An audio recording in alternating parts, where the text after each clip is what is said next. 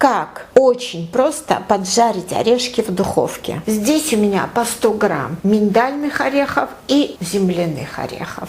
Нам понадобится обычный противень и бумага для выпекания. Обязательно разровняйте, чтобы одним слоем были орехи. И ставим в разогретую до 180 градусов духовку минут на 7-10. Прошло 10 минут, посмотрите на наши орешки. Пока они горячие, перенесем их на чистое кухонное полотенце. Немножечко вот так вот пожимаем их, чтобы ненужная кожица отошла.